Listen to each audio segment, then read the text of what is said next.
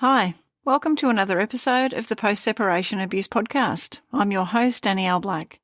In the United Kingdom, family law is changing, and it's changing in ways that Australia should be paying very close attention to. Recent reports show that domestic abuse features in 9 out of 10 family court cases in the UK. 9 out of 10. This is not a niche issue. It's the system. The UK has finally begun recognising in law what many of us working in this space have known for years: that domestic abuse, family violence, including coercive control, is not just a, quote, adult relationship issue. It's also a parenting issue, and children who are exposed to it are also victims. So today we're asking, what can Australia learn from the UK's reforms?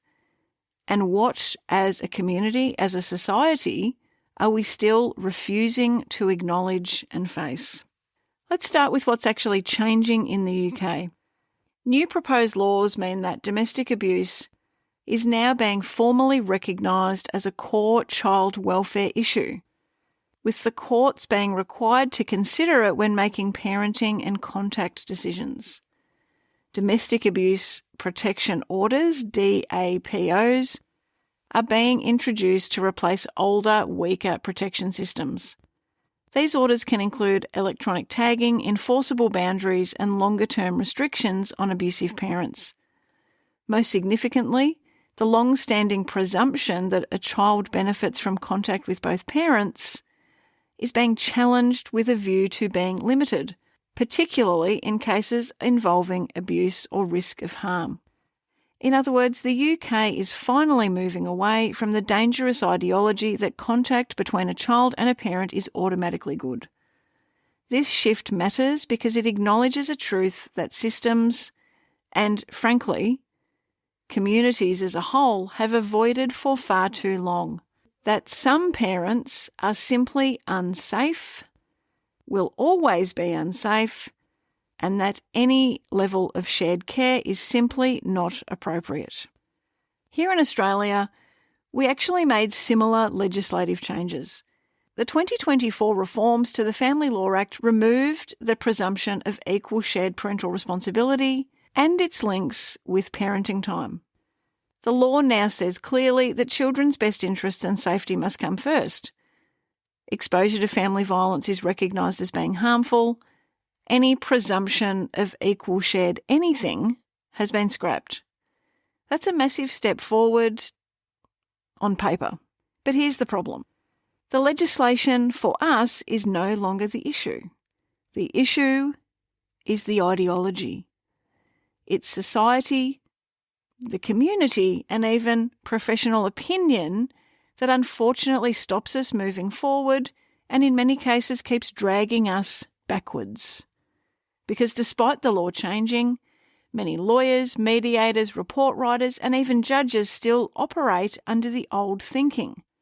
The idea that children, quote, need both parents, regardless of how unsafe or harmful one of those parents might be in reality. So the law has evolved, but the mindset, the bias, the ideology hasn't.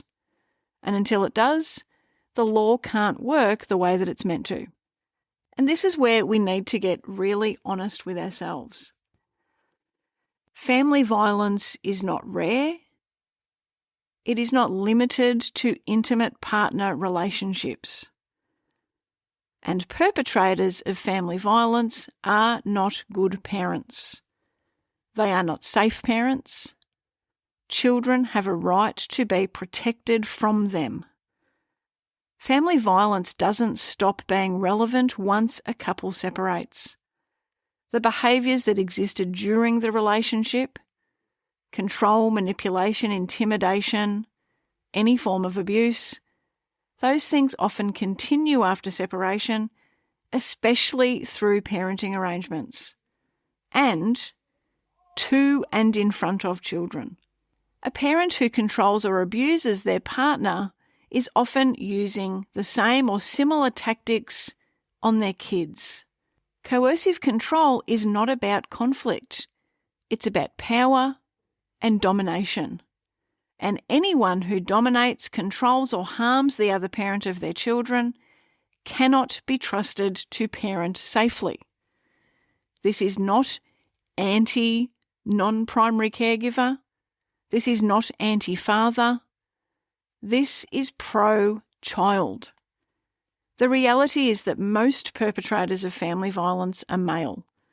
And that's exactly what the data tells us. And if we're serious about protecting children, then statistically, we should be seeing a much higher number of fathers post-separation with limited, or in some cases even zero, contact with children. That's not a gender bias. That is evidence-based child protection. I know that all of this can be confronting. And what I'm about to say next is no different. It goes against what so many of us were taught to believe, and that is that children need both parents. The phrase that children need both parents sounds on the surface to be really child-focused, but it's not. It's adult-focused. It's built on guilt, fear, and the discomfort of facing the truth about family violence. And it's about prioritising the perceived rights of adults over and above the rights and the safety of our children. And this is something that I'm often talking with my clients about in our one-on-one coaching sessions, reminding them that their former partner has no rights to access the kids. Rather, the children are the ones with the rights. And primarily, they have a right to be safe. When we prioritise fairness for adults, trying to ensure that both parents feel equally involved over and above child safety, we are actively putting children in harm's way. We need to stop saying, quote, children need both parents, and start saying that children need safe parents. Not only do they need safe parents, they have a right to safe parents.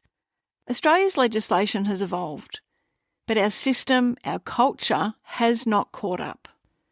Professionals still talk about, quote, high conflict parents as though both parties share responsibility for the tension, when in many cases one is a victim of abuse and the other is a perpetrator.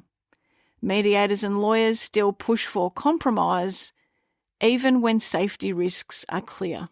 Family reports still often recommend contact with unsafe parents in the name of balance. As a community, we still celebrate fathers for simply showing up, while mothers are judged for whether or not they're protecting their children. We have a cultural problem, not a legal one. Until society accepts that a parent who abuses the other parent is not a good parent, any law reform will never reach its full potential. So what can we actually learn from the changes in the UK? First, that laws can be changed. They can be rewritten. But if the people applying them don't believe in their intent or understand the intent, nothing changes. Second, systems must be trauma-informed, professionals must understand coercive control, child development, child safety, child attachment. Not to mention the evidence that exists regarding post-separation parenting arrangements. And third, child safety must always outweigh adult expectations, demands, desires, or perceived rights. Finally, it must be recognised not only by the system, by the professionals in the system, but by society as a whole, that contact with a child is not a parent's right. A child has a right to safe parenting. If we really mean it when we say that we want to protect our children, then we must be willing to accept that sometimes that means limited or no contact with one parent. We should err on the side of caution not the side of fairness or convenience. If you're a protective parent listening to this, you're not wrong if you're feeling frustrated, disillusioned, angry, all the things. And you're not crazy for believing that your child's safety should come before adult perceived rights or concepts of fairness. You're not alienating your child from the other parent by setting appropriate boundaries with an unsafe co-parent. The UK's reforms should be a wake-up call for every country, including ours.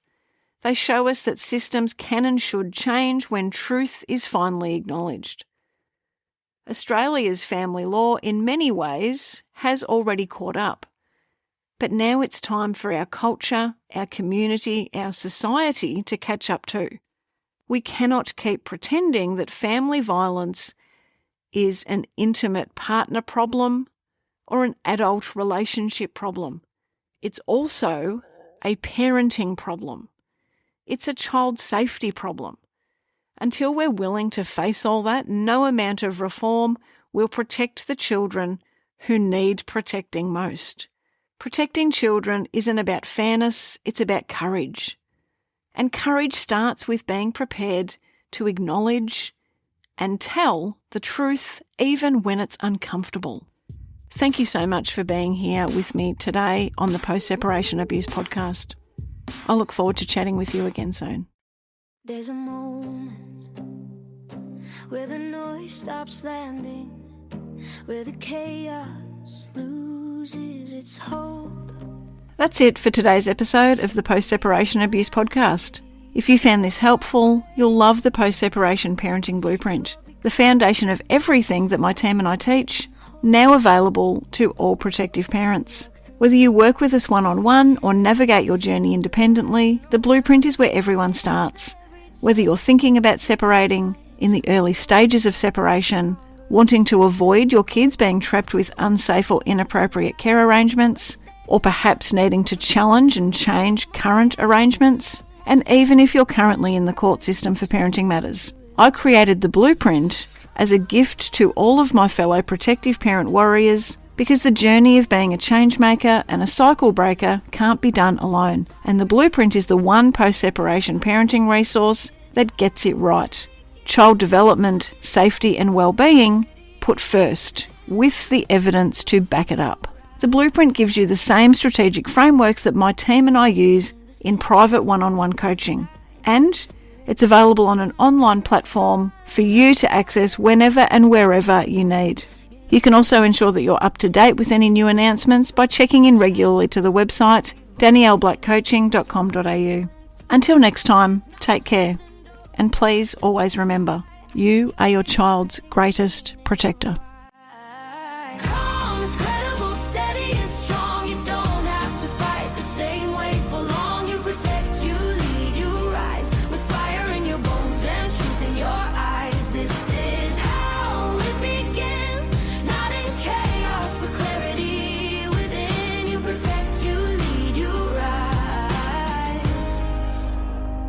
This isn't revenge, this is design. A future rewritten line by line. You don't burn it down, you build it right with wisdom, strategy, and quiet mind.